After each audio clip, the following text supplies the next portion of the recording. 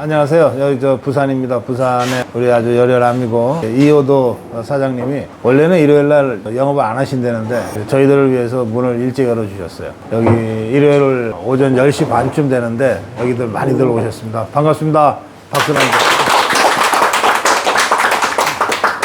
이게 이제 오늘은 우리 최재인 PD가 동행을 안 해서 고성범 본부장이 스마트폰으로 지금 녹화를 하고 있거든요. 그러니까 녹화가 잘 안 될지도 몰라요. 만약에 이 녹화가 좀 문제가 있으면은 여러분들 그냥 그러려니 하시고 미리 제가 양해 말씀 구할게요. 어제부터 전당대회가 상당히 거칠어지기 시작했는데 그게 김건희 여사의 사과 문자, 사과 용의 문자를 한동훈 당시 비대위원장이 무시했다, 이 논란입니다. 근데 이제 전당대회가 좀 거칠어지니까 또 당의 중진들이나 여러 사람들이 이러다가 정말 전당대회 끝나고 당 깨지는 것 아니냐 이런저런 걱정들을 한다는 보도가 계속 나오고 있는데 그거 걱정할 거 없습니다. 지금 국민의힘의 전당대회처럼 정말 양순하게 이렇게 진행되는 전당대회도 별로 없어요. 이게 무슨 흑색선전이라든지 가짜뉴스, 괴담 유포 이런 거라면 우리가 걱정을 해야 되지만 지금 진행되고 있는 이 논쟁의 양상은 팩트를 가지고 그것에 대해서 올바른 판단이 있었냐 없었냐 이런 거잖아요. 그러니까 이거는 아무리 치열해도 이것 때문에 어떻게 잘못될 일은 없고 이런 토론의 경우에는 더 치열해질 필요도 있다고 생각해요. 그러니까 이런 문제가 토론되는 것이 부담스러운 쪽에서는 이러다가 당 어떻게 되는 것 아니냐 자꾸 이런 식으로 분위기를 조성할 수 있는데 저는 그런 의미에서 우리 자유파를 믿고 국민의힘을 믿습니다. 이 정도 토론도 소화해내지 못할 만큼 그런 약체 정당이 아니다. 우리 정당의 역사가 벌써 수십 년인데 저는 그런 관점을 갖고 있습니다. 중요한 건 팩트일 텐데요. 지금 양쪽의 주장이 서로 좀 다르긴 한데 그것은 이제 해석의 문제고 팩트는 확실한 것 같아요. 팩트는 뭐냐면 총선을 1년 앞두고 용공 혐의점이 상당히 짙은 최재형이라는 자가 북한을 수시로 드나들고 한 10권 가까운 북한 관련 책을 썼고 이렇게 그 사람이 주장한 걸 보면 거의 간첩 수준에 가까운 그런 그 북한 정권의 나팔수 역할을 했던 자거든요. 이 자가 좌파 유튜브랑 짜고 김건희 여사를 어떻게든 좀 함정에 빠뜨려서 선거에 좀 이용을 해먹자라고 미리 계획을 하고 아주 용의주도하게 이걸 준비하고 실행을 한 거예요. 그 과정에서 김건희 여사가 선친의 지인이라고 하면서 접근하는 미국에 거주하는 목사 신분의 사람을 계속 거절할 수가 없어서 한 10여 차례의 면담 요청을 계속 거절하다가 거절할 수가 없어서 이제 한번 만났던 거고요. 그 과정에서 디올 파우치라고 하는 거를 이제 선물로 들고 와서 이걸 이제 김건희 여사한테 필요 없다고 거절하는데도 그냥 놓고 나간 거거든요. 그러면서 이걸 다 촬영을 했어요. 그리고 디올 파우치백을 구입할 때부터 이걸 녹화를 촬영을 다 해가지고 그래서 진짜 무슨 다큐멘터리 찍듯이 이자들이 작업을 한 거죠. 그래서 김건희 여사가 거의 함정에 빠질 뻔 했는데 아주 현명하게 처신해서 이 함정에 빠지지는 않았어요. 그러니까 이걸 이제 놓고 나오고 난 다음에도 이거는 이게 내가 받을 물건이 아니다. 그런데 놓고 갔으니 그냥 그 대통령실에 이제 부속 창고 같은 데다 그냥 넣어둔 거거든요. 그리고 잊어버린 거예요. 그런데 그런 물건이 한두 개가 아닐 테니까. 그런데 이 최재형이라는 자가 이걸 이제 미끼라고 던진 거죠. 던져놓고서 언젠가는 김건희 여사가 이걸 들고 무슨 행사 때 나올 수 있다고 생각하고 계속 그 장면만 기다리고 있었는데 창고에 집어넣은 물건을 다시 들고 다닐 리가 없잖아요. 그러니까 최재형이가 그 후에도 아니 내가 선물 드린 거 왜 안 들고 다니냐 이런 식으로 해서 계속 유도를 했던 거예요. 그러니까 진짜 함정에 빠질 뻔한 거죠. 그러다가 이제 총선 며칠 앞두고 이거를 영상을 공개한 거 아니에요? 선거에 이용해 먹으려고 한 거니까 처음부터. 처음에는 이런 내용을 우리가 잘 몰랐기 때문에 이거 큰일 났다. 우리부터 그렇게 생각을 했어요. 그리고 또 더불어민주당 쪽에서도 이게 완전 호재다. 우리가 큰 거 낚았다. 이래가지고 막 공격을 해 갔는데 막상 이 공작을 주도한 좌파 유튜버하고 이 최재형이라는 사람의 실체가 밝혀지면서 이게 김건희 여사가 뇌물 받은 사람이 아니라 이 공작의 희생자였다. 그리고 계속해서 막 괴롭힘을 당한 사람이었다. 스토킹 범죄를 당한 피해자였다. 가스라이팅 당한 피해자였다. 이런 사실이 밝혀지게 된 거란 말이에요. 이렇게 되니까 더불어민주당 좌파들이 이거 갖고 계속 공격하다가는 자기들이 오히려 역풍을 맞을지도 모른다. 이런 생각을 하게 돼갖고 이 중공격을 그냥 흐지부지 해버렸어요. 이제 그냥 그래서 별것 아닌 일로 넘어가고 있는 중에 한동훈이하고 같이 움직이고 있는 그 김경률이가 이 문제를 불쑥 들고 나온 거예요. 들고 나와서 김건희 여사에 대한 사과를 요구하고, 그리고 마리 앙뚜아네트로에 비유하고 막 이런 식으로 한 거죠. 그리고 김경률이가 이 발언을 하자 우리 자유파 진영 국민의힘 내부에서 막 반발이 일어났잖아요. 이게 무슨 소리를 하는 거냐. 그래서 하루 이틀 한동훈이가 주춤했어요. 주춤하다가 국민 눈높이에 어쩌고저쩌고 하면서 김경률이 손을 들어줘 버린 거예요. 그래서 한동훈이가 김경률이가 주장한 것과 같이 마리 앙뚜아네트라는 표현은 뭐 적절치 않지만, 그러나 김건희 여사가 사과는 해야 된다, 이런 입장을 지금까지 견지하고 있는 거예요. 한동훈은 지금 뭐라고 얘기하냐면 대통령실에 김건희 여사의 사과가 필요하다는 거를 공개적으로 수없이 얘기했다, 지금 이렇게 얘기하고 있거든요. 그러니까 한동훈이는 당시에 김건희 여사 사과가 필요하다 라고 확실히 생각했고, 또 그거를 여러 가지 형태로 대통령실에다가 전달도 했고, 또 국민들이 알아들을 만큼 표현도 했고, 이제 그렇게 한 거죠. 이제 그 시점에 김건희 여사가 한동훈한테 문자를 보낸 겁니다. 문자 내용은 이제 여러분들도 다 보셨겠습니다만 크게 두 부분으로 구성되어 있어요. 한 부분은 뭐냐면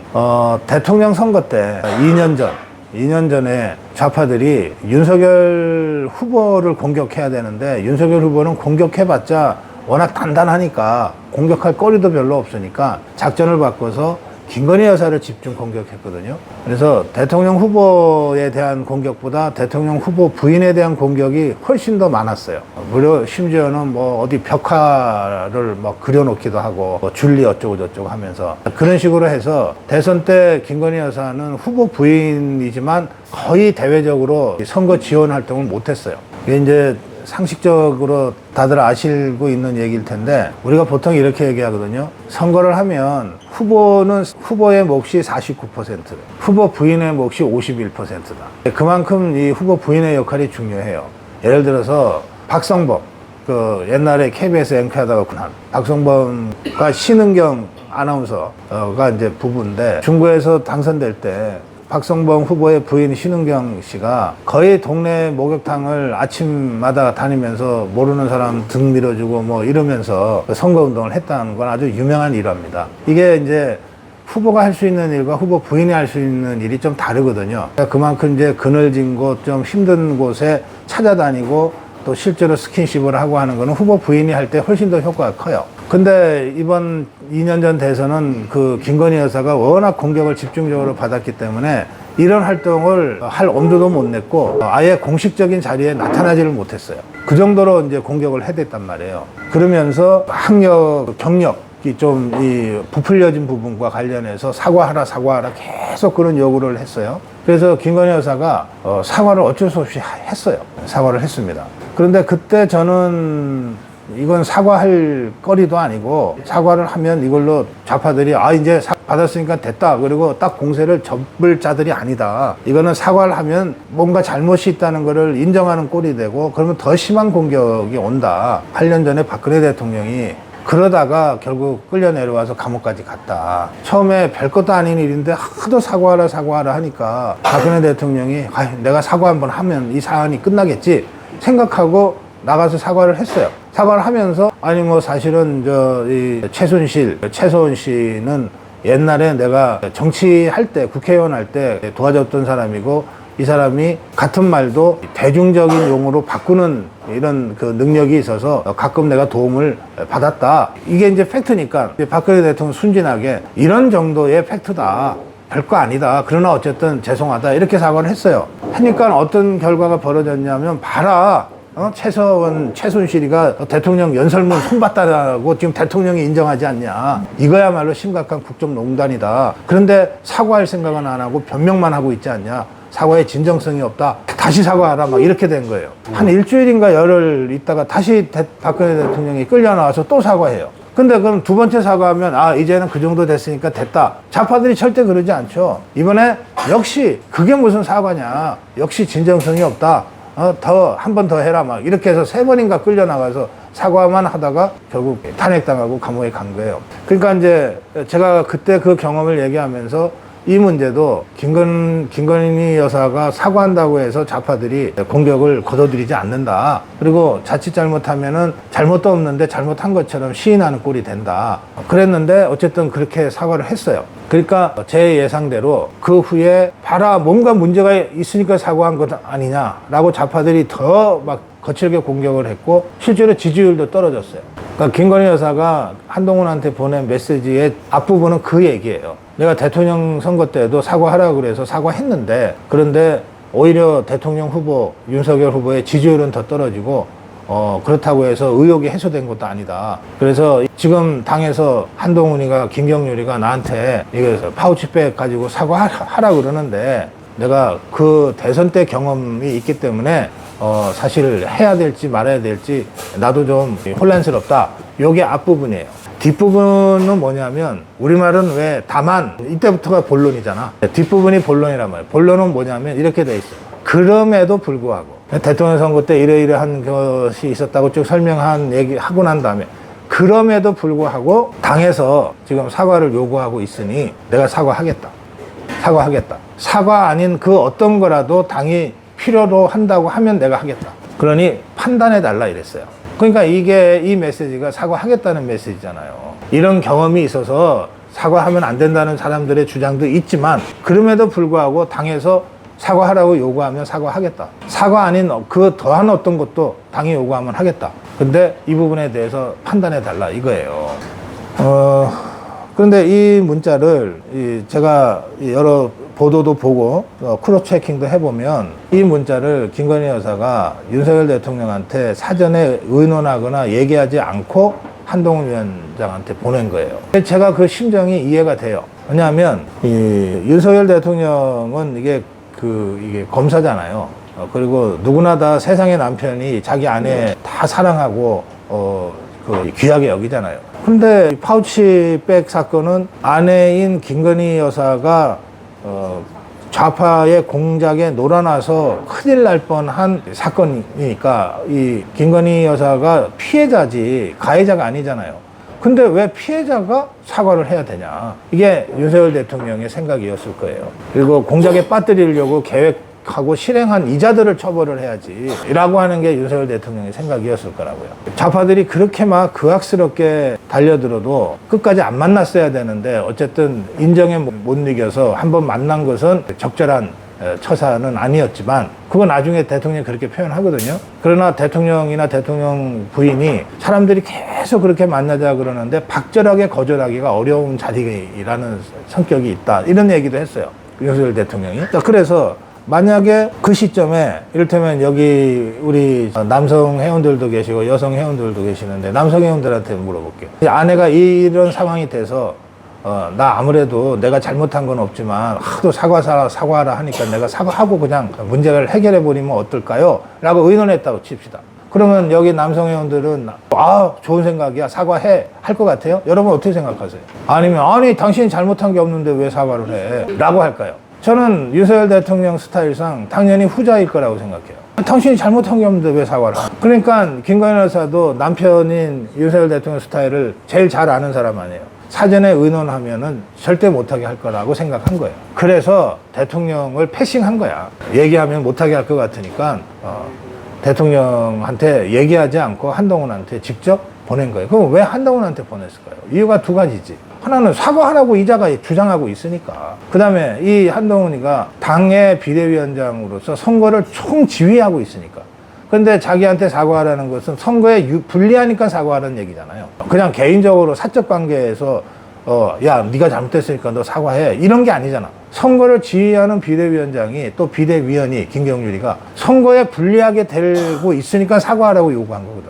그러니 사과하라고 요구한 당사자이고 선거에 불리하니까 사과하라고 주장하고 있는 선거총 책임자가 한동훈이니까 이 한동훈한테 문자를 보낸 거예요. 좋다. 그럼 내가 이름에도 불구하고 그럼에도 불구하고 사과하겠다. 사과 아니라 뭐라도 할 텐데 하겠다. 당이 요구하면 하겠다. 근데 판단해 달라는 거 뭘 판단해 달라는 거냐면 자, 사과를 할지, 사과도 여러 가지 형식이 있잖아요. 본인이 직접 마이크 앞에, 카메라 앞에 서서 대국민 사과를 하는 것도 있고, 서면으로 사과하는 것도 있고, 또 장소도 당사에 가서 해야 될지, 대통령실에서 해야 될지, 뭐 제3의 장소에서 해야 될지, 이게 다 김건희 여사가 독단으로 할 수 있는 일이 아니잖아요. 그리고 이게 당에서 선거가 불리하게 작용되니까 사과하라고 한 거니까, 그러면 당에서 제일 도움이 되는 방법과 시점은 언제냐 그러면 어떻게 해주면 당에 제일 그럼 도움이 되겠냐, 그건 선거 책임자인 당신이 판단해 달라, 이거 얘기한 거예요. 이게 사적 문자예요. 대통령은 24시간 공인입니다.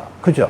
대통령이 업무 시간은 있어요. 아침 9시 출근해서 저녁 6시에 퇴근이야. 그러면 6시 이후에는 대통령이 아니에요? 대통령이 퇴근 시간, 업무 시간 끝나서 정치인들 불러서 만찬해요. 그죠? 정상 외국 대통령 오면은 저녁에 만찬해요. 이거는 굳이 따지면 업무 시간 이외에, 업무 시간 끝난 다음에 저녁 먹는 거거든. 그럼 이게 공적인 일이 아니냐고. 다 공적인 일이잖아. 대통령은 24시간이 공인이에요. 대통령 부인은 그럼. 대통령 부인도 24시간 공인인 거예요. 운명적으로 대통령의 부인이라는 이유로. 24시간 공인이에요. 이 공인이 자기한테 사과를 요구하고 있는 선거 총책임자한테 문자를 보냈어. 근데 이게 어떻게 사적인 메시지가 됩니까? 사적인 얘기를 한 것도 아닌데. 공적인 얘기를 한 거고, 자기가 사과를 요구하니까 그 사람한테 보낸 거고, 또 그 사람이 선거 총책임자니까 판단해 달라고 보낸 거예요. 제가 보기에 이거는 100% 공적 메시지예요. 그런데 이거를 무시한 거거든요. 문자, 요즘은 이렇게 문자 보내면 상대방이 읽었다 안 읽었다 표시가 바로 뜨잖아요. 그러니까 읽은 거야. 읽은 표시가 떴으니까. 그런데 씹어버린 거야. 그러면 여러분들도 다 이렇게 커뮤니케이션 하잖아. SNS에서 문자를 보냈어. 상대방이 읽었어. 근데 대답이 없어. 기분 좋아요? 상당히 안 좋지. 더구나 이게 사적인 관계도 아니잖아요. 저것들이 사과하라고 그렇게 해서 대통령 성격을 잘 아니까 대통령한테까지 얘기 안 하고 정말 내가 모든 걸 그럼 짊어지겠다. 국민의힘의 선거 승리가 중요하니까 당의 승리를 위해서라면 내가 모든 걸 다 하겠다 하고서 문자를 어렵게 해서 보냈는데, 이거를 읽었는데 대답이 없어. 한 번으로 끝난 게 아니야. 한 번 더 보내고 또 대답이 없어. 한 번 더 보내고 또 대답이 없어. 보통 그쯤 되면은 그러고서 끝낼 텐데, 김건희 여사가 워낙 당시 상황이 절박하니까 그 문자를 5차례를 보낸 거예요. 그리고 한동훈이가 5번을 씹어요. 5번을. 그러니까 문자로 안 되는 것 같으니까 전화까지 해요. 근데 전화도 안 받아. 자, 그러면 한동훈이가 김건희 여사 전화번호가 입력 안 돼 있어요? 이게 누군지 모르는 전화라서 안 받았을까요? 그 시절에 10년, 20년 가까이 지금 이제 그런 얘기들이 조금씩 나와요. 한동훈이가 뭐 무슨 이유에서인지 그 한동훈의 아내가 뭐 미국 변호사인가 그래요. 그래서 해외에서, 미국에서 근무하는 기간들이 좀 있어서 그래서 혼자 지냈던 때가 좀 있었던 것 같아요. 제가 정확하게 몰라요. 보도를 보니까. 그러니까 이제 워낙 윤석열 대통령이 한동훈을 정말 막내 동생처럼 아끼고 챙기고 평소에 그러니까 김건희 여사가 자기 남편 넥타이 살 때는 한동훈이 눈에 밟히니까 한동훈 거 하나 같이 사고, 이런 식으로 해서 챙겼다는 거예요. 그런 관계니까 검사 시절에 자기 상관인 윤석열 검사하고가 아니라 윤석열 검사의 아내인 김건희 여사하고 한동훈이가 300통 이상의 카톡을 한 것이 지금 확인이 돼 있잖아요. 그 정도의 사이였는데, 그러니까 이게 공적 사적을 떠나서 그 정도 사이에서 문자가 왔다 그러면 씹으면 안 되지. 그게 어떤 내용이든 어떤 상황이든. 그래서 저는 인간이 안 된 자다 이렇게 생각하는 거예요. 뭐 정치고 뭐고 다 떠나서 우선 사람이 돼야지, 그렇게 느끼고 있어요. 그 다음에 여러 사람들이 하는 얘기를 보면 저도 그렇게 생각하는데, 그때가 우리가 이제 선거를 치르면은 악재가 없을 수가 없잖아요. 이제 가장 큰 악재가 좌파들이 화력을 집중해서 공격하고, 이 좌파들의 공격에 우리 쪽에서 막아섰어야 되는데 오히려 좌파 공격에 편승해서 내부에서 분란이 나면서 내부에서 대통령을 공격하는 일이 선거 기간에 2번 있었어요. 2번 있었어요. 2번 있었어요. 하나가 김건희 여사의 그 파우치 요 사건이에요. 좌파가 공격하면 막아야 되는데 그리고 팩트 자체가 이게 김건희 여사가 피해자인데 김경률이 같은 자가 오히려 김건희 여사한테 사과하라고 그러고 한동훈이가 거기에 편성해서 김경률이 손들어주면서 좌파 공격만으로도 힘든데 비대위원 장관 비대위원이라고 하는 당의 지도부가 좌파와 손잡고 이 김건희 여사를 공격하면서 내부 분란이 벌어졌단 말이에요. 그게 첫 번째. 그다음에 두 번째가 이종섭 장관 문제인데 이종섭 장관 문제도 한동훈이건 뭐 안철수건 뭐 몇 사람이 왜 이 시기에 이종섭을 호주 대사로 보내서 이렇게 분란을 자초하냐. 빨리 대사 취소해라. 철회해라. 그리고 빨리 저 본국에 소환해서 수사받게 해라. 이렇게 공격한 거예요. 이것도 좌파의 공격에 우리 진영 내부에서 편성을 해서 자중질환이 벌어진 거죠. 제가 김건희 여사 부분은 아까 간략하게 설명드렸으니까 팩트는 그렇다는 것이고요. 그럼 이종섭 대사 문제는 뭐냐? 지금 그것도 굉장히 좀 여러 가지 수준에서 얘기를 좀 해야 되는데 이거는 조금 시간이 걸리더라도 말씀을 좀 드려야 되겠어요. 우리가 그동안 4대 강국 외교만 했던 때가 있어요. 4대 강국은 뭐냐면 미국, 일본, 중국, 러시아. 그러니까 우리는 동북아시아의 섬처럼 고립되어 있는 여기서 우리 주위에 4개 강국과의 관계만 잘 유지하면 될 때가 있었다고요. 근데 지금 어느 사이에 우리가 G7 국가 수준으로 이게 글로벌 강국이 됐어요. 경제적으로도 그렇고 군사적으로도 그래요. 경제적으로는 우리가 10위권이고요. 군사적으로는 세계 5위권이에요. 우리의 군사력이. 그러니까 우리가 우리에 대해서 잘 모르고 있는 거죠. 그러니까 전 세계에서는 이미 대한민국이 경제력 10위, 군사력 5위의 강국으로 전 세계가 보고 있단 말이에요. 그리고 지금 유럽 따로 있고 동북아시아 따로 있고 태평양 따로 있던 20년 전의 시대가 아니잖아요. 지금은 이게 다 하나로 움직이잖아요. 러시아가 저 유럽에 우크라이나랑 전쟁하는 게 바로 우리한테 직접적으로 영향을 주잖아요. 그런 시대에 살고 있단 말이에요. 그래서 예전에는 유럽 따로 동북아시아 따로였는데 지금은 인도 태평양 시대로 거의 전 세계가 하나로 통합되어 있는 거예요. 인도 태평양 시대. 인도 태평양 시대에 우리 쪽의 주요 국가들이 어떤 나라들이냐면 미국, 일본, 그 다음에 호주가 거기 들어가요. 그리고 인도가 들어간다고요. 그리고 이제 우리나라야. 그래서 호주라고 하는 나라는 옛날에는 그냥 가끔 축구할 때 우리나라한테 패배를 안겨줘서 기억하는 정도의 나라였지만 지금은 군사전략적으로 안보적으로 경제적으로 무지무지 중요한 파트너 국가가 돼 있어요. 이번에 나토 회의에 초청받은 4개 나라 중에 우리나라 호주가 또 들어간단 말이에요.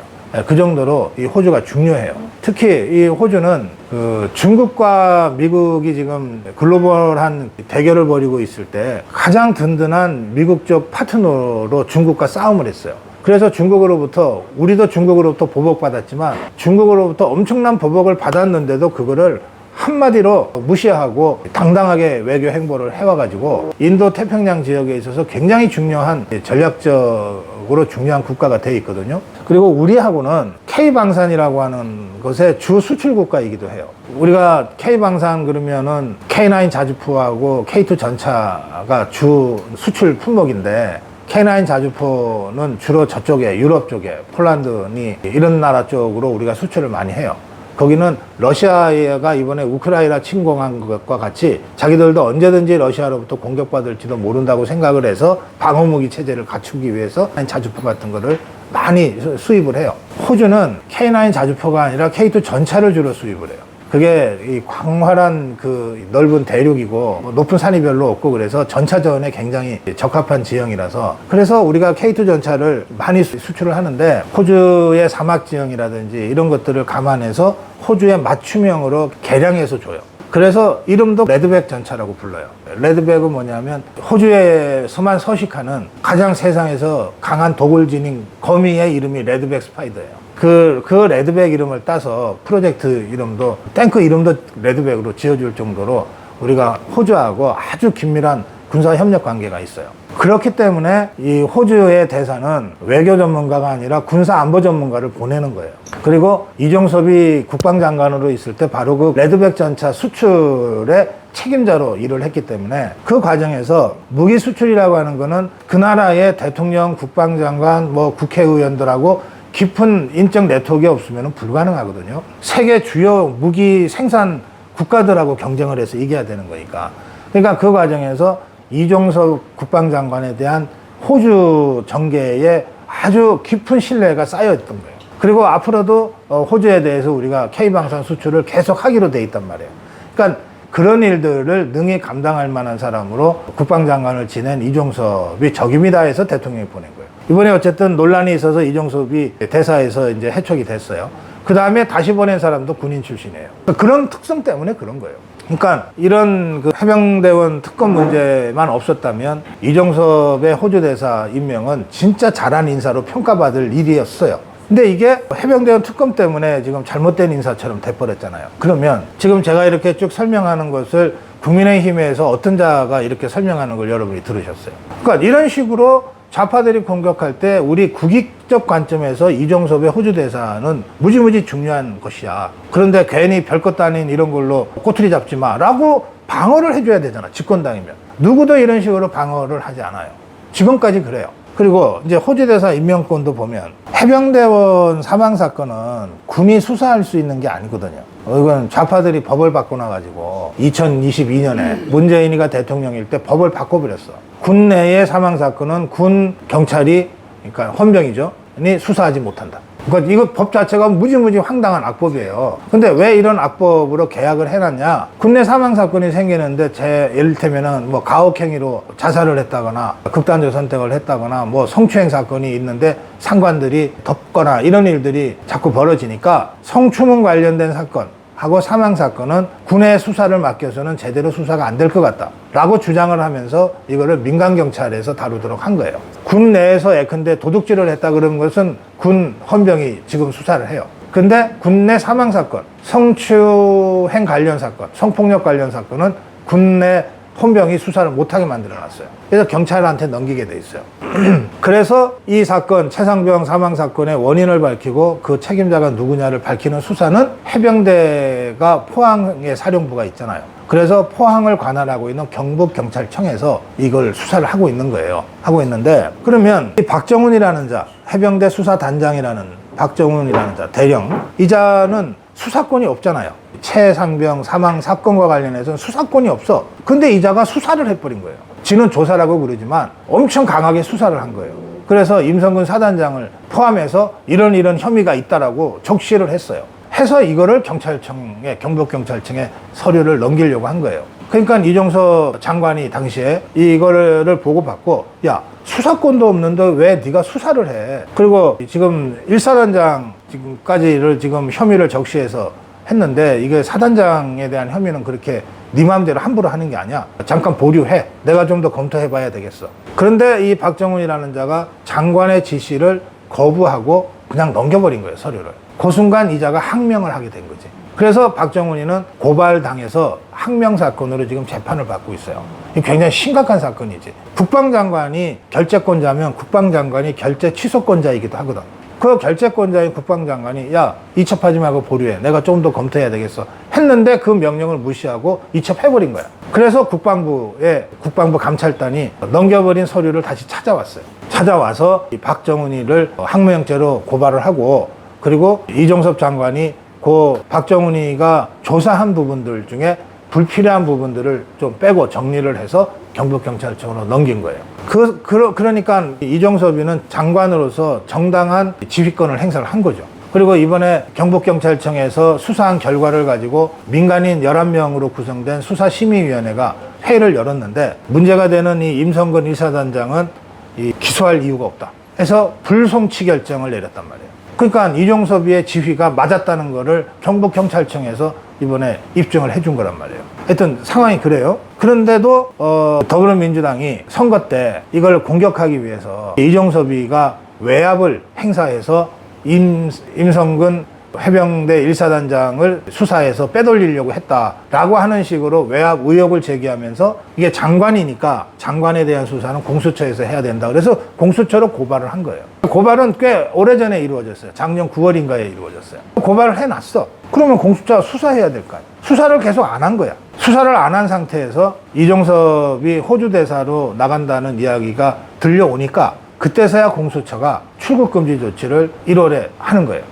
올 1월에 출국금지 조치를. 그런데 출국금지 조치는 본인한테 사전에 통보도 안 해줘. 그러니까 여러분들도 지금 혹시 출국금지 돼 있는지도 몰라. 검찰이 법무부 출입국 관리국에 이 사람 수사해야 될 필요가 있는데 혹시 도망갈지 모르니까 출국 금지를 해달라고 하면 이걸 본인한테도 얘기를 안 해줘. 본인한테 얘기하면 근데 진짜 이 사람이 강도 도둑놈이면 출국 금지 조치 당했다고 통보하는 순간 진짜 튈 거 아니야. 그런 수사상의 피해 때문에 본인한테도 얘기를 안 해줘. 그러면 주변 사람들한테 얘기해 주겠냐고. 절대 안 해주지. 이거야말로 수사 기밀이거든. 그래서 내가 출국 금지 당했는지 안 당했는지를 내가 검찰에다가 100번 물어봐도 대답은 얘기해 줄 수 없다. 그럼 어떻게 해야 확인이 되냐? 내가 막상 진짜로 비행기표 사고 한번 나가봐야 알아. 비행기표 사고 그 보안 검색대 있잖아요. 거기를 통과할 때 당신 출국 금지되어 있네요. 잠깐 기다리세요. 이렇게 되는 거거든. 그때서야 알게 되는 거예요. 그러니 이종섭이도 전혀 모르고 있었지. 고발 당한 거는 알았지만 전혀 모르고 있었지.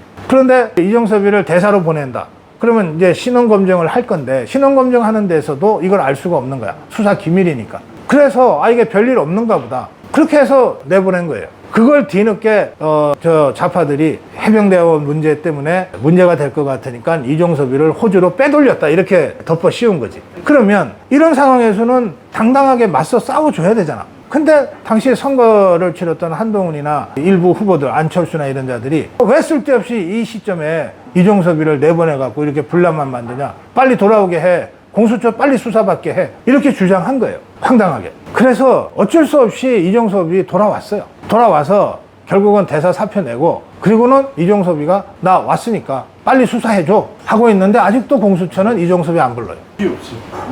수사라고 하는 게 해병대원 수사에 이제 이종섭이가 최고 책임자로 지금 고발이 돼 있잖아요. 그럼 수사는 최고 책임자부터 덜렁 불러서 얘기 듣는 게 아니고 관련자들을 쫙 불러가지고 진술을 듣고 체킹을 하고 그렇게 해서 최고 책임자 해당되는 사람한테 마지막으로 부르는 거예요. 불러서 당신 이때 뭐 했냐? 그런데 다른 사람의 진술은 이런데 당신 지금 거짓말하는 것 아니냐? 이런 식으로 추궁에 들어가는 거거든. 그래서 아직 수사 준비가 안 된 거예요. 공수처가. 그런 상태에서 지금 막 특검법이 된다 그러고 막 공수처가 왜 수사 안 하냐 그러고 그러니까 최근에 공수처가 하여튼 수사 속도를 좀 높이고는 있어요.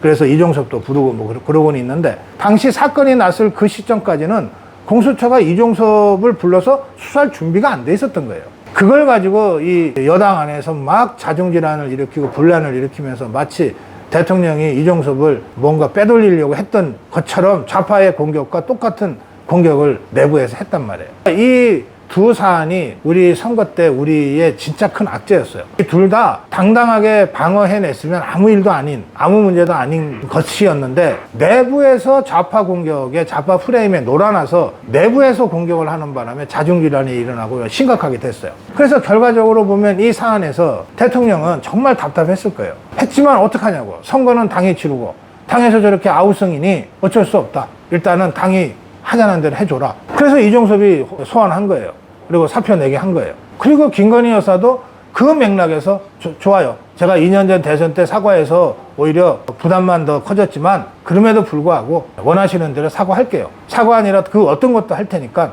언제 어떻게 하는 게 좋겠는지 판단해 주세요. 이 문자를 넣은 거예요. 그러니까 이걸 한동훈이 무대응을 했단 말이에요. 그래서 이 두 사안과 관련해서 어느 것이 더 선거에 악영향을 줬는지 이거는 뭐 사람마다 좀 다르지만 저는 이 파우치백이 국민들한테는 이게 감성적으로 건드리는 부분이 있어서 더 영향을 많이 줬을 거다 싶어요. 그러면 그 시점에 이제 한동훈이 뭐 공적 관계니 사적 관계니 뭐 그 말장난할 때가 아니고 그야말로 죽기 아니면 살기였는데 아니 그게 사적 관계면 또 어떠냐고. 아니 필요하면 저는 이렇게 했어야 된다고 생각해요. 한동훈이 선거를 총지휘하는 입장에서 이게 이종섭 문제도 좀 심각하다, 뭐 김건희 여사 파우치 문제도 심각하다 그러면 밤에 대통령을 찾아가서 대통령 관저로 또는 김건희 여사를 찾아가서 읍소라도 해서 이종섭이를 소환하게 만들고 김건희 여사를 사과하게 만들었어야 된다고 생각해요. 나중에 지가 무슨 욕을 먹더라도 당시 그렇게 지가 판단을 했으니까 이 두 사안이 민심에 부정적 영향을 끼치고 있어서 김건희 여사는 사과를 해야 되고 이종섭 대사는 빨리 돌아와서 수사를 받아야 된다라고 생각했던 거거든요. 그런 게 공개적으로 계속 발언이 나와요. 그러면 정치인이, 정치 지도자가, 선거 총책임자가 공개적으로 발언만 하면 그게 정치가 되냐 말이에요. 그걸 만들기 위해서 물밑에서 움직여야 되잖아. 그 백조가 우아하게 떠 있는 것 같아도 발은 얼마나 부잡스럽게 움직여요. 그런 일을 하는 게 정치거든. 그러니까 원희룡이가 이렇게 얘기하는 거예요. 내가 그 당시에 비대위원장이었으면 내가 무슨 수를 써서라도 대통령을 만나거나 김건희 여사를 만나서 읍소해서라도 사과시키고 했을 거다. 그렇게 해서 불리한 선거에 전환점을 만들어내는 게 비대위원장 아니냐. 근데 한동훈은 이건 공적 관계고 사적 관계가 있고 나는 공개적으로는 계속 요구했고 내가 그 사적인 메시지에 대해서 내가 뭐 응답하는 것에 적절치 않은 것 같아서 안 했고 좀 이러고 있잖아요. 그러니까 우리가 그런 사람한테 정말 비상대권을 맡기고 공천권을 다 맡기고 선거권을 다 맡겠다는 거가 정말 통탄할 일이에요. 저는 여러분들 기억하실지 모르지만 비대위원 체제로는 도저히 선거를 치를 수 없다고 판단해서 김기현 체제의 교체를 요구하면서 김기현이 사퇴했을 때 그때 비대위원장으로 원희룡 그리고 선대위원장으로 한동훈을 2달 이상 떠들었어. 2달 이상. 왜 그런지, 왜 그렇게 가야 되는지를 다 설명을 했어요. 다시 되풀이하지는 않겠고요. 간단한 핵심은 이겁니다. 선거를 치를 때 비대위원장은 이게 칼 맞을 각오를 할 수밖에 없다. 왜? 공천이라는 전쟁을 치러야 되기 때문에. 칼 맞는 자리다, 비대위원장은. 필요한 경우에 4선, 5선 중진 의원들 불출마도 이끌어내야 되고 또 때로는 컷오프도 시켜야 되고 그럼 이게 다 평생 원수가 되는 건데 이런 일을 담대하게 해나가야 된다. 그러려면 정말 산전수전 공중전 다 겪은 그리고 상처가 막 져가지고 그 상처가 아물어서 옹이가 되듯이 그런 옹이들도 뭐 여러 군데 좀 있고 한 그런 늙은 노송 같은 이런 리더가 선거의 비대위원장 당을 책임지고 공천을 책임져야 한다. 그러면 선대위원장은 뭐냐? 선거는 바람이기 때문에 이 신선한 상품이 선대위원장으로 나서서 단시일 내 그저 길어야 한 달 또는 길어야 2달 정도 그 신상품의 신선한 이런 프레시한 어떤 이미지를 가지고 선거를 딱 쳐내고 빠져야 된다. 그래서 비대위원장은 꾸준히 일을 다 도맡아야 하고 온갖 막 손에 피갑치를 해야 되고 선대위원장은 공중을 날아다니는 사람처럼 그렇게 이용을 해야 된다. 그러니까 당시 우리 입장에서 그 비대위원장감으로는 원희룡이 제격이고 선대위원장으로는 한동훈이 제격이다. 제가 그렇게 제안한 거예요. 저는 당시에 제가 제안했던 대로 됐다면 선거 우리 이길 수 있었다고 생각합니다. 근데 결과적으로 이렇게 됐어요. 그래서 지금 이 상황과 관련해서는 그 김건희 여사의 문자가 정말로 어떤 내용이었는지 그리고 그것에 대해 일십해버린 그 한동훈의 판단과 태도 과연 인간적으로 정치적으로 전략적으로 올바랐는지에 대한 냉정한 판단이 필요합니다. 그런데 오늘 뉴스를 좀 보면 어제부터 한동훈이 아마 몰리고 있을 거예요. 지금 몰리고 있으니까 자기 방어를 위해서 지금 하는 얘기로 생각이 되는데 한동훈이 뭐라고 얘기하고 있는가 하면 6개월 전에 이 문자가 갑자기 왜 이 시점에 나타났냐. 이거는 나를 죽이기 위한 뭔가 음모가 있는 것 같다. 이렇게 얘기한단 말이에요. 자, 그러면 보세요. 김건희 여사의 문자가 왜 이 시점에 나타났냐. 나를 죽이기 위한 음모다라고 하면 음모를 꾸미는 사람이 누구라는 뜻입니까? 한동훈의 말에 따르면 이 음모를 꾸미는 사람은 김건희 여사이거나 대통령이라는 뜻이에요. 그렇잖아요. 지금 한동훈의 이 발언, 자기가 궁지에 몰린 나머지 자기 생존을 위해서 하는 발언이긴 하지만 이 발언의 핵심은 윤석열 대통령 김건희 여사 왜 전대에 개입해? 왜 나를 죽이려고 그래? 라고 얘기하는 거랑 똑같은 거예요. 지금 한동훈이 완전히 갈 때까지 가버린 거예요. 그래서 저는 지금 사태를 심각하게 봅니다. 그런데 너무 늦지 않게 터져서 어떤 면에서는 다행이라는 생각도 해요. 우리가 잘 몰랐어. 솔직히 얘기하면 전 좀 알았는데 우리 자유파 국민들이 잘 몰랐어. 그래서 그렇게 내 말을 안 들었던 것 같아. 네? 국민의힘 의원들도 그렇지. 내가 정말 목이 쉬도록 얘기했는데도 어떻게 그런 선택을 하냐고. 이제는 좀 알게 됐잖아요. 그래서 너무 늦지 않게 이런 사태가 벌어졌다는 거고요. 저는 이런 일은 팩트를 가지고 논쟁하고 판단할 문제이기 때문에 이것 때문에 당이 깨질 일은 없어요. 아니 예컨대 정말 극단적으로 내 도저히 못 살겠다 그러고 한동훈이 뛰쳐나간다고 칩시다. 따라갈 국회의원 하나 없습니다. 비서실장 김영동이가 따라갈 것 같아요? 하나 안 움직입니다. 아무것도 아니에요, 사실은. 그리고 역시 이제 우리 국민의힘은 영남 기반 당이잖아요. 그게 자랑할 일은 아니지만 내세우고 전국 정당을 지향하는데 그러나 현실적으로는 영남 기반 정당이라는 걸 부인할 수 없잖아요. 그럼 영남에 여러 수십 명의 국회의원들이 있지만 영남을 대표하는 예컨대 옛날의 YS 같은 또는 호남의 DJ 같은 또는 경기도의 이재명이 같은 이런 그 영남의 리더가 딱 한 명이 딱 서 있냐 그런 건 아니란 말이에요. 그런 건 아니에요. 그런 상태에서는 그래도 그나마 광역단체장들이 영남 지역에 가장 큰 영향력을 갖고 있어요. 또 이 사람들은 직접 예산을 집행하는 사람들이기 때문에 지역 국회의원들이 뭔가 지역에서 뭘 조금이라도 하려고 그래도 다 대통령과 얘기하거나 광역단체장과 얘기하게 돼 있거든. 그런 의미에서 광역단체장들의 발언권과 영향력이 무시할 수 없을 정도로 큽니다. 이 사람들이 정치를 못하게 돼 있기 때문에 단체장이, 그래서 중앙정치판에서 활발하게 뛰지는 못하지만 실제로는 정치적 영향력이 가장 크다고 봐야죠.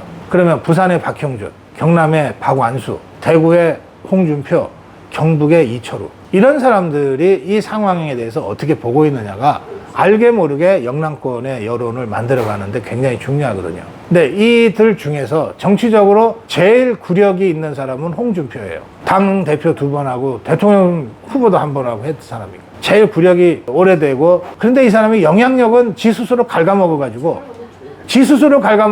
별거 없어. 그러면 그 다음으로 구력이 높고 영향력이 큰 사람이 누구냐? 이철우예요. 이철우의 그 무게는 여기 안 된 얘기지만 여기 부산의 박형준이나 경남의 박완수보다는 한 급 위라고 봐야 돼요.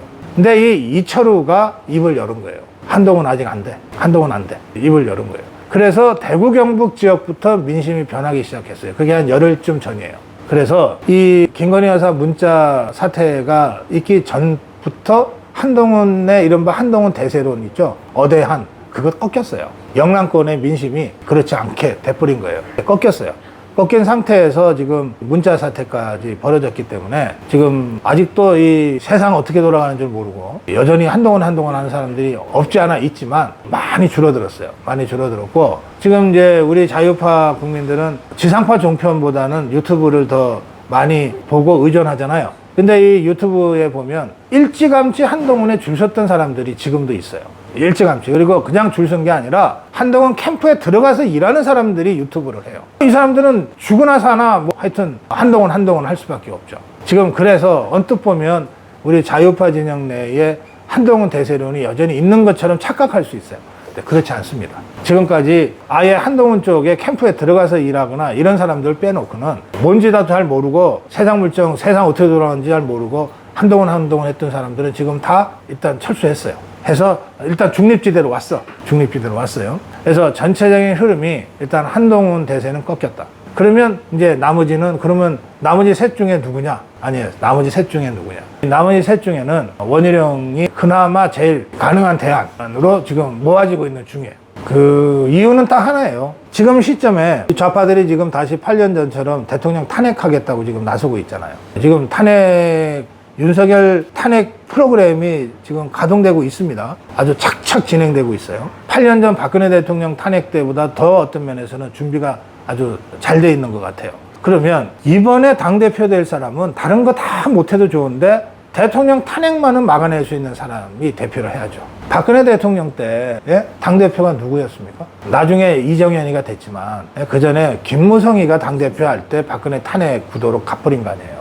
그러니까 지금 윤석열 대통령 탄핵하겠다고 좌파들이 쫙 결집하고 있는데 이 시점에 당대표는 다른 거 탁 떠나서 대통령 탄핵 막아낼 수 있는 사람이 당대표가 돼야 됩니다. 그런 기준으로 놓고 보면 원희룡이 제일 믿을만 하다는 거예요. 적어도 윤석열 정부가 출범하는 과정과 윤석열 정부 2년간에 보여준 태도와 발언을 놓고 보면 원희룡에 대한 비판적인 시각도 많아요. 한 25년 정치하는 과정에서 원희룡인들 실수가 없었고 잘못이 없었겠어요? 8년 전에는 사실은 원희룡을 8년 전에 박근혜 탄핵한 사람이라고 막 이렇게 또 역공을 하던데 원희룡은 그때 국회의원이 아니어가지고 국회에서 탄핵표 찬성을 던질 자격이 없었어요. 제주도지사였거든. 그런데 이 사람이 김무성이 유승민이가 일단 박근혜 대통령을 탄핵을 시켜놓고 당을 장악하려다가 실패해서 열린우리당을 창당한 거예요. 순서가 그래요. 열린우리당 창당을 먼저 한 게 아니고 박근혜 대통령 탄핵을 먼저 했어. 그리고 열린우리당을 창당했어요. 원래는 창당 계획이 없었어. 자유한국당을 자기들이 접수하려고 한 거예요. 근데 접수가 안 되니까 탈당한 거야. 그래서 바른정당인가를 만들었는데 원희룡이는 탄핵 때는 국회의원이 아니어서 탄핵표 찬성도 던지지도 못했고, 바른정당이 만들어지고 나서 그쪽에서 집요하게 원희룡, 권영진 등을 자기네 당으로 입당시키려고 공작을 했어요. 그래서 거의 막판에 원희룡이가 바른정당으로 당적을 옮겼어요. 옮겼다가 이제 다시 돌아왔는데 그 부분에 대해서는 원희룡이가 설명을 해야 돼. 나는 그것도 원희룡의 아주 결정적인 정치적 판단 오류라고 생각하기 때문에 그 부분에 대해서 나는 비판을 해왔어요. 그때도 했고 지금도 하고 있어요. 그런 부분에 대해서 원희룡이가 아무 문제 없다는 거 아니에요. 원희룡이가 상처가 많아. 옹의도 많아요. 그렇지만 지금 이 시점에서 볼 때 원희룡이만큼 믿을 만한 사람도 없는 거예요. 적어도 윤석열 대통령 탄핵을 막아내는 측면에 있어서는. 그런 점에서 지금 한동훈 대세론이 꺾이면서 그럼 누구냐 할 때 딱 이 기준 하나만 갖고 보자면 원희룡이가 제일 믿을 만하다. 그렇다고 해서 아직 원희룡 대세론이 만들어진 건 아닙니다. 그리고 후보간 토론회는 7월 8일 시작돼요. 5차례 있거든. 5차례의 후보간 토론회까지 다 지켜보면서 이제 어떤 형태로든 흐름이 만들어질 거라고 저는 생각합니다. 자, 여기까지 지금 전국 현안 가장 뜨거운 이슈 에 대한 설명을 제가 드렸습니다. 예.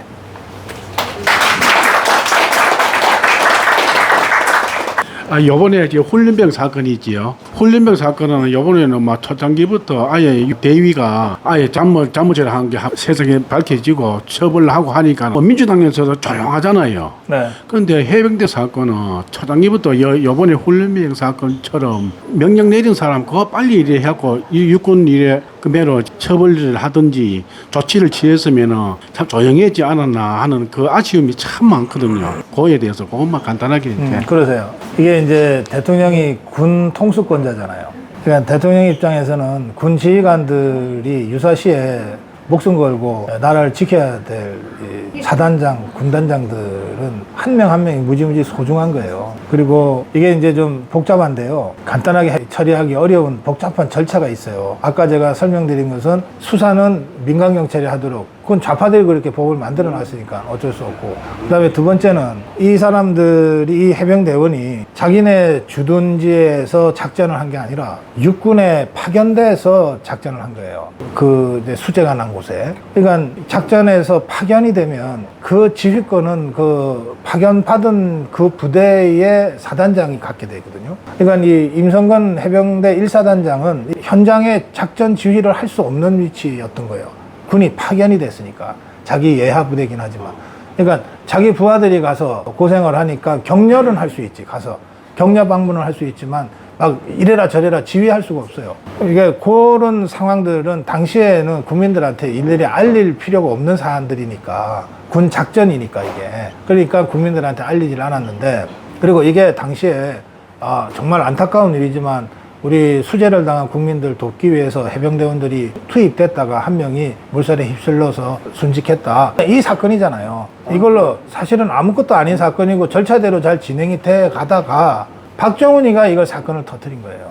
박정훈이가 수사단장이라는 자가 항명죄를 저지른 것 같으니까 지 살기 위해서 민주당에 달려간 거예요. 그러면서 민주당이 이 사건을 키우기 시작했거든요. 근데 민주당도 팩트체크를 들어가니까 이게 별거 없는 것 같아서 그냥 대충 덮으려고 했어요. 그런데 선거가 다가오니까, 그리고 문제가 되는 국방장관이 호주대사로 가고 막 이렇게 되니까 이거 엮을 수 있다 생각해서 이 사건을 키워버린 거예요. 이 사건을 키웠을 때 아까 말씀드린 대로 우리가 팩트에 근거해서 원칙적인 입장 대응을 했으면 그냥 그 수준에서 넘어갈 수 있는 건데, 내부에서 동조자가 나오는 바람에 이게 굉장히 심각한 문제가 돼버린 거죠. 그래서 저는 이렇게 봅니다. 앞으로도 이런 유사 상황이 언제든 발생할 수 있고, 좌파들은 없는 것도 가짜뉴스 만들고 괴담 퍼뜨려서 대통령 끌어내리고 이렇게 하는 자들이니까 그 자들의 정말 황당한 말도 안 되는 이런 공격은 앞으로도 계속 될 거예요. 그럴 때 우리가 흔들리지 않고 그 전선을 딱 유지하고 있으면 큰 문제 없이 지나갑니다. 근데 우리가 내부에서 흔들리면 그때부터 심각해지는 거예요. 그러니까 박근혜 대통령도 저 좌파들이 당연히 탄핵하려고 달려들었죠. 그때 김무성이나 유승민이 같은 내부 배신자, 반란자들만 없었어도 대통령 탄핵 안 당합니다. 그러니까 늘 우리 내부가 문제인 거야. 그래서 이 해병대원 특검 문제도 그렇고 파우치 사건도 그렇고 내부에서 좌파 프레임에 놀아나는 자들이 생기면서, 그것도 그냥 여러 국회의원 중에 한두 명이 그냥 떠드는 거라면 별것 아닌데 당 지도부가 이 문제를 좌파 프레임 속에서 이렇게 식으로 놀아나버리면 이제 심각해진다. 그러니까 그 문제는 앞으로도 재발할 수 있다. 그래서 이번에 당 대표를 뽑을 때 그릇 그렇지 않을 사람을 뽑아야 된다. 그게 이제 핵심인 거죠. 그렇지 않을 사람을 뽑아야 된다. 고 박사님인데 꼭 듣고 싶은 이야기는 이재명의 정치 생명이 어떻게 되어 있습니까? 예, 윤석열 대통령이 2년 전에 대통령에 선출될 때 우리 자유파의 압도적 지지로 선출될 때 자유파가 자기한테 뭘 기대하고 자기를 대통령으로 뽑았는지를 모르겠어요. 우리 자유파가 윤석열 대통령한테 요구하고 기대한 게 뭐 많은 것도 아닙니다. 딱 하나. 문재인이 이재명이 좀 잡아 넣어 달라. 이거잖아요. 그건 대선 기간 내내 그랬잖아요. 그러면 윤석열 대통령이 누구보다도 문재인이 이재명 사법 처리에 대한 우리 자유파의 요구를 알고 있다고 봅니다. 그런데 이제 이를테면은 질문하신 우리 회원님이나 제가 저것들 도저히 못 봐주겠다 하고 지금 차 타고 양산 가서 문재인이 끌고 와서 감옥에 집어넣을 수 있나요? 없잖아요. 그러니까 이건 법과 절차라고 하는 게 있는 거예요. 문재인이 이재명이를 사법 처리하려면 그 수사를 해서 기소를 해서 유죄를 선고한 다음에 감옥에 넣어야 되는 거잖아요. 그럼 그 절차를 집행하는 자가 누구냐? 우리 정부에서 그 절차를 집행하는 실무 책임자는 검찰총장, 최고 책임자는 법무부 장관입니다. 대통령도 수사를 할 수가 없어요. 또 누구한테 이 사람 수사하라고 지시도 못해. 그 대통령의 직권남용이 되는 거예요. 대통령이 할 수 있는 일은 뭐냐 하면 그런 우리 자유파의 염원을 잘 구현할 수 있는 사람을 법무부 장관으로 앉히고 검장으로 앉히는 일까지가 대통령의 일이야. 그래서 2년 전에 그런 염원을 받아서 이걸 잘 처리할 수 있는 사람으로 윤석열 대통령은 한동훈, 이원석을 선택한 거예요. 한동훈이면 이 일을 잘할 수 있을 거야 해서 법무부 장관, 이원석이면 이 일을 잘할 수 있을 거야 해서 검찰총장으로 앉힌 거예요. 그러니까 파격적으로 승진시켜서 법무부 장관을 시키고 검찰총장을 시킨 거예요. 그 일 잘 하라고. 이 대목에서 2년이 지났잖아요. 윤석열 대통령이 사람을 잘못 봤다. 사람을 잘못 봤다. 그래서 한동훈을 법무부 장관으로 임명하고 이원석이를 검찰총장으로 추천한 것은 윤석열 대통령이 사람을 잘못 보는 바람에 잘못된 인사를 한 거다. 이게 이제 첫 번째 나온 얘기입니다. 그러니까 그 부분에 대해서는 대통령이 책임져야죠. 인사권자인데. 그 다음에 이제 두 번째는 그러면 이 한동훈이 하고 이원석이는 왜 문재인이 이재명이 손끝도 못 대고 2년을 허송세월 했을까? 뭐 여러 가지 해석이 나옵니다만 저는 수사 의지가 없었다고 생각합니다.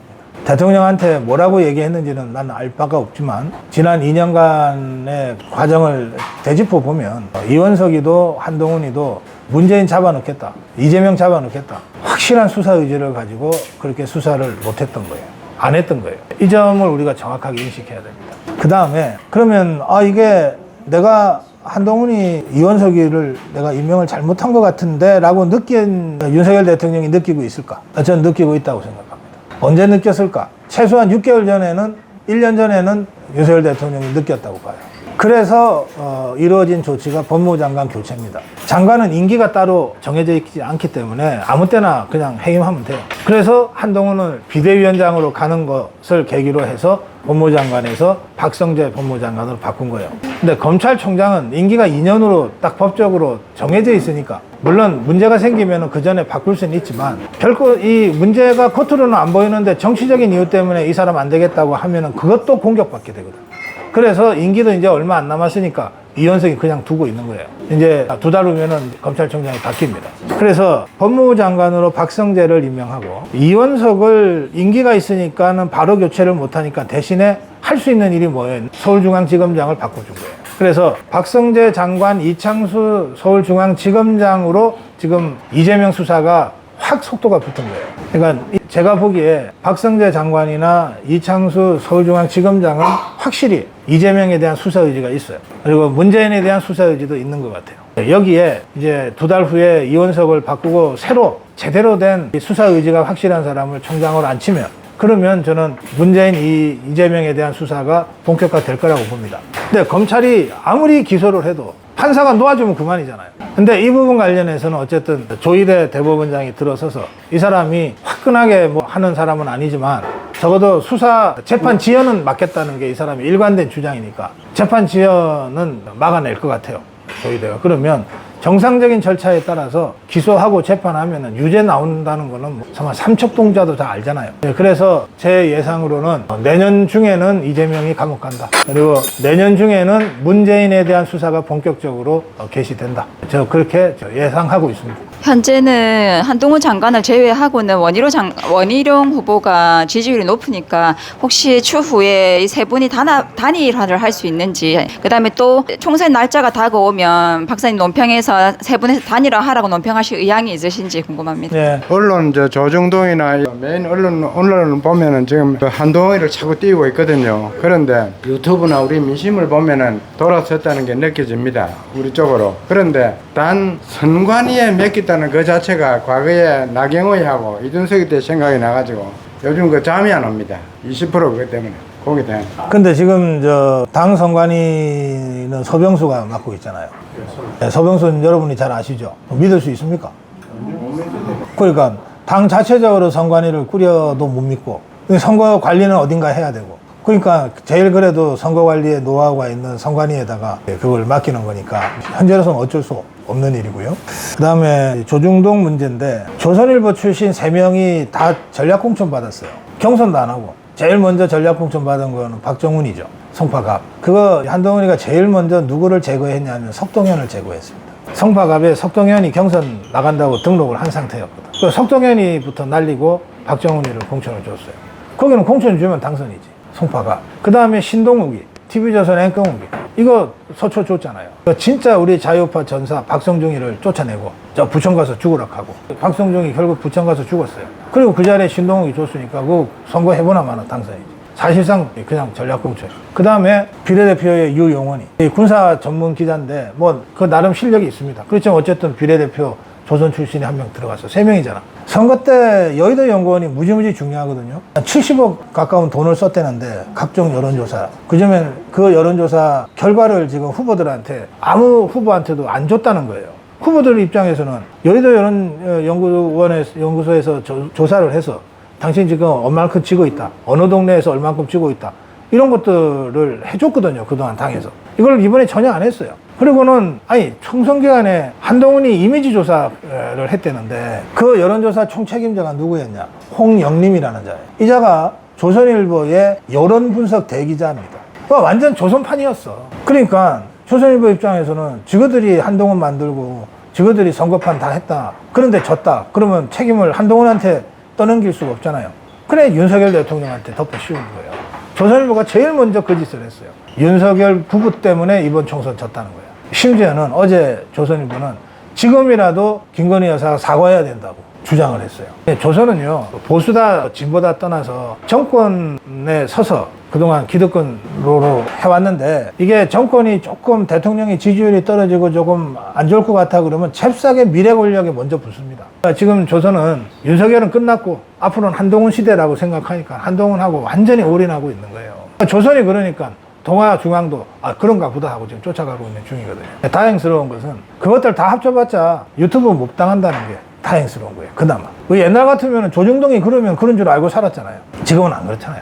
그나마 그것이 이제 다행스럽다는 것이고, 아까 단일화 문제는 이번은 이 결선 투표제가 있습니다. 그러니까 1사가 7월 23일인데 여기서 과반 이상의 득표자가 안 나오면 3등, 4등은 빼고 1등, 2등 두 사람으로 최종 투표를 한 번 더 해요. 일주일 후에. 그러면 한동훈이가 1등을 하든 2등을 하든 될 거고, 그러면 나머지 2, 3, 4등 중에서 3등, 4등은 떨어지니까 이 사람들의 표, 이 사람들이 다 반 한동훈이잖아. 그러니까 이 사람들의 표는 자연히 2등 하는 표한테 또는 1등 하는 표한테 모일 거다 이거예요. 그렇게 해서 결선 투표를 통해서 사실상 후보 단일화가 되는 효과가 있습니다. 있는데, 근데 그거는 떨어진 후에 나는 원희룡 지지한다는 거는 좀 효과가 좀 적잖아요. 그래서 제 생각에는 7월 23일 1차 투표 전에 원희룡, 나경원, 윤상현 이 세 사람이 그동안 자기들이 계속 주장해 온 게 한동훈은 안 된다는 거니까 이 세 사람이 힘을 합쳐서 반 한동훈 단일화를 하면 1차에서 과반으로 끝낼 수 있다고 생각해요. 그게 당을 위해서 제일 좋은 방법이에요. 그 다음에 이게 단일화가 왜 중요하냐면, 그냥 가다가 1차건 2차건 원희룡이 되면 원희룡 입장에서는 나경원이나 윤상현한테 고마워할 일이 없잖아요. 그렇죠? 단일화를 하면 다르다고요. 단일화를 하면 이건 함께 만들어가는 당권이 되니까. 그래, 나경원이나 윤상현이도 다 소중한 우리 자원들이고, 그중 그래도 우리 자유파 진영과 호흡을 같이 해온 그런 이력이 있는 사람들이잖아요. 그래서 저는 단일화를 하면서 당권을 원희룡이 잡을 경우에 당 혁신해야 될 일이 한두 개가 아니거든요. 그럼 당 혁신을 정말 제대로 할 수 있는 사람으로 역할을 주고, 또 지금 레드팀 한다고 그러잖아요. 지금 원희룡은 대통령한테 쓴소리할 수 있는 레드팀 팀장을 자기가 직접 맡겠다 그러는데 전 그건 좋은 방법 아니라고 생각해요. 당 대표는 당의 최고 어른이기 때문에 대통령실과 당이 문제가 발생했을 때 최종적으로 그걸 해결하는 사람이어야지 레드팀 팀장을 직접 맡아서 문제를 일으키는 식으로 하면 누가 수습해 줄 거냐고. 그럴 경우에 이를테면 단일화를 하면 그 과정에서 이를테면 뭐 나경원이 레드팀 팀장을 한다든지 원희룡이 이 대표가 됐을 때 윤상현이 레드팀 팀장을 한다든지 하는 식으로 해서 정말 공동으로 갈 수 있거든. 예전에 순수 집단지도 체제 때는 대표 따로 뽑고 최고위원 따로 뽑고 이런 게 아니었기 때문에 다 나가서 1등 하는 사람이 대표 최고위원, 2등이 수석 최고위원 이런 식으로 해서 다 집단지도 체제를 했어요. 지금은 이게 따로 뽑기 때문에 여러 가지 그 문제점들이 발생했는데 사실상 집단지도 체제처럼 운영하면 되는 거야. 당 대표가 그건 하기 나름이거든. 그래서 저는 2차 결선으로 결과적으로 단일화하는 것보다는 1차 전에 이 세 사람이 모여서 당권을 그중 제일 그래도 지지율 잘 나오는 사람 중심으로 당권 단일화를 하고 그 이후에 당 혁신 문제라든지 또는 레드팀 문제라든지 하는 것을 다른 사람들이 역할 분담을 하는 식으로 해서 원희룡의 부담도 덜어주면서 또 실질적인 집단지도 체제의 그 장점도 살리는 방식으로 단일화 협상을 하는 것이 맞다. 그렇게 생각해요. 그래서 그 협상은 지금은 아니고 35차례가 끝나고 나면 어느 정도 이제 판별이 되잖아요. 그 시점에 단일화라고 하는 건 의지만 있으면 하룻밤 사이에도 할 수 있는 거거든. 윤석열 대통령 안철수랑 그렇게 안 되다가 마지막 하루 만에 딱 하잖아요. 그런 방식으로 할 수 있다고 봅니다. 그리고 그거를 만들기 위해서 저도 할 수 있는 일을 할 생각입니다. 네.